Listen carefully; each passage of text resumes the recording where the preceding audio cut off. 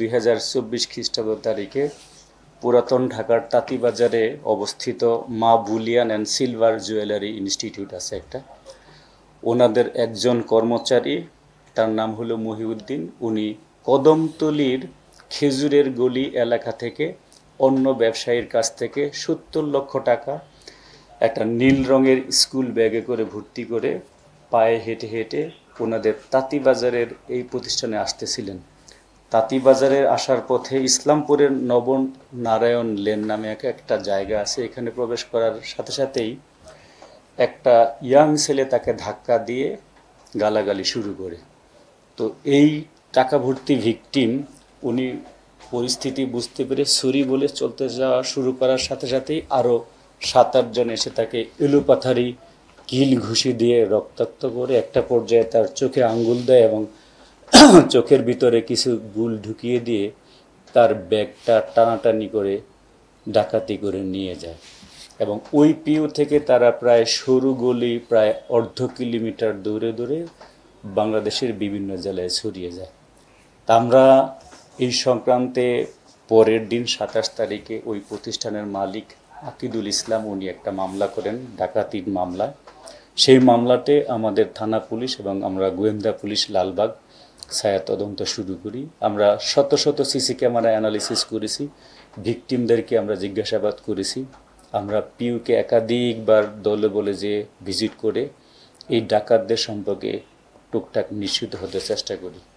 ডাকাতরা ছিল নিরস্ত্র, তারা একাধিক লোক ছিলেন, তাদের কাছে মলম ছিল এবং গুল ছিল।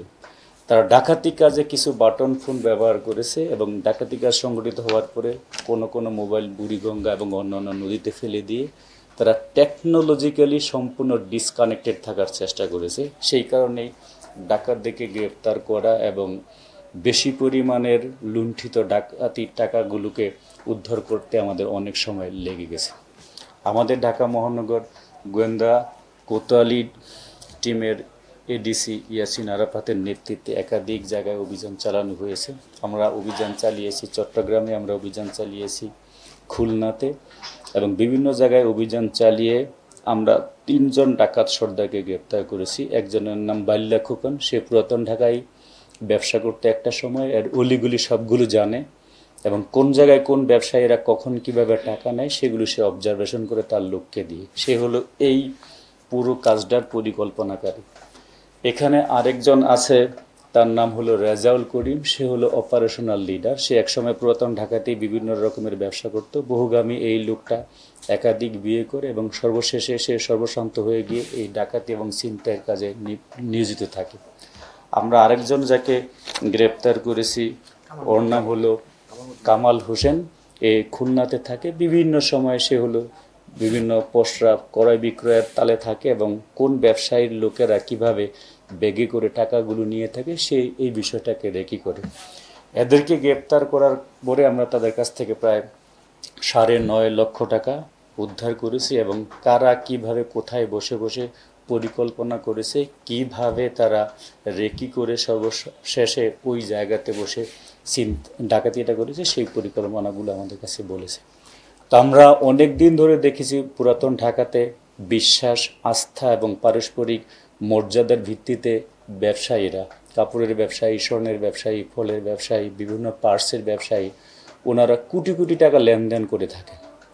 এই লেনদেনের সাথে সাথে এখানে অনেকগুলো হুন্ডির ব্যবসায়ী আছেন যারা মোবাইলে লক্ষ কোটি টাকা লেনদেন করে থাকেন। এই হুন্ডির ব্যবসাটা বাংলাদেশে এখনো পর্যন্ত অবৈধ। এদের কাছ থেকে কখনো কখনো বিভিন্ন ডাকাত ছিনতাইকারীরা ঢাকার এই পাশে কেরানীগঞ্জে, যাত্রাবাড়ি, চট্টগ্রাম রোডে ডাকাতি করে থাকে। হুন্ডির ব্যবসাটা যেহেতু অবৈধ সেই কারণে এই ব্যবসায়ীরা ক্ষতিগ্রস্ত হলেও কখনো কখনো তারা আদালতে অথবা পুলিশের কাছে যে বিচার চায় না, মামলা করে না।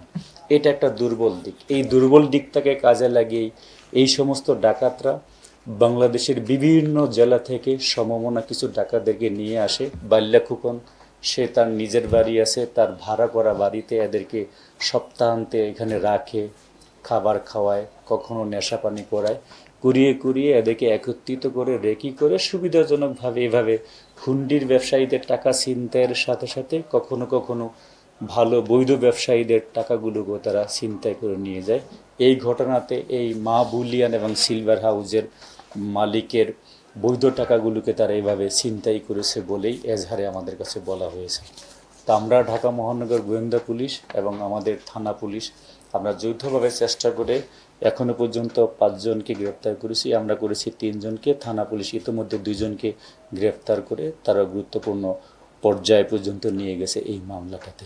তো আমরা বলে থাকি যারা এরকম হুন্ডি ব্যবসা করে থাকেন, এটা যেহেতু আইন স্বীকৃত না, সেই কারণে ডাকাতরা চাইলেই আপনাদেরকে ভিক্টিমাইজ করার চেষ্টা করবে। সেই কারণে আপনারা এই অবৈধ ব্যবসাকে পরিহার করে দেশের অর্থনীতিকে সুস্থ ধারায় নিয়ে আসার জন্য সহযোগিতা করবেন, এটা আপনাদের প্রতি অনুরোধ।